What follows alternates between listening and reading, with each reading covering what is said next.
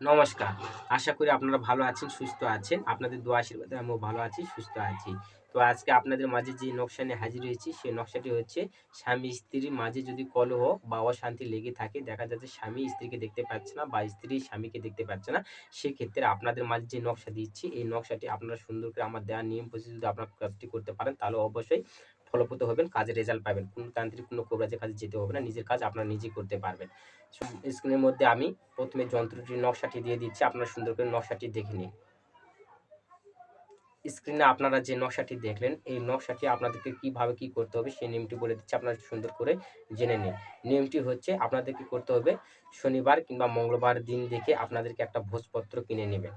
ভোজপত্র কিনে নেওয়ার পরে আপনারা অষ্টগন্ধা কালি কিংবা গোরচনার দ্বারাই আপনারা সুন্দর করে ডালিমের একটি কলম বানাবেন। ডালিমের ডাল দিয়ে একটা কলম বানিয়ে সুন্দর করে ওই যন্ত্রটি ভোজপাতার উপরে সুন্দর করে আর্ট করবেন। আর্ট করার পরে আপনারা ওই যন্ত্রের নাস্টে যেখানে নাম দেওয়া আছে সেখানে যদি স্ত্রী যদি স্বামীকে বশ করতে চায় তাহলে স্বামীর নাম ওখানে লিখবেন। আর স্বামী যদি স্ত্রীকে বশীভূত করতে চায় তাহলে স্ত্রীর নাম ওখানে লিখবেন।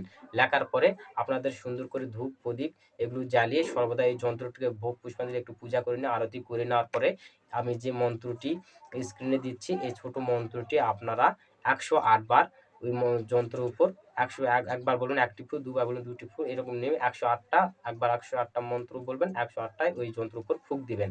দেওয়ার পরে আপনারা সুন্দর করে ওই যন্ত্রটি মুড়িয়ে নিয়ে আপনারা সুন্দর করে একটা তাবিজের থলে ঢুকে নিয়ে আপনারা ধারণ করবেন। যদি ছেলে হয়ে থাকেন তাহলে ডান বাহুতে ধারণ করবেন, আর মেয়ে যদি এই কাজটি করে থাকে তাহলে অবশ্যই বাম বাহুতে ধারণ করবেন। দেখবেন এই ক্রিয়ার ফলে অবশ্যই স্বামী তার বশীভূত হবে, আর স্বামী যদি স্ত্রী করে তার স্ত্রী অবশ্যই স্বামীর বশীভূত হবে।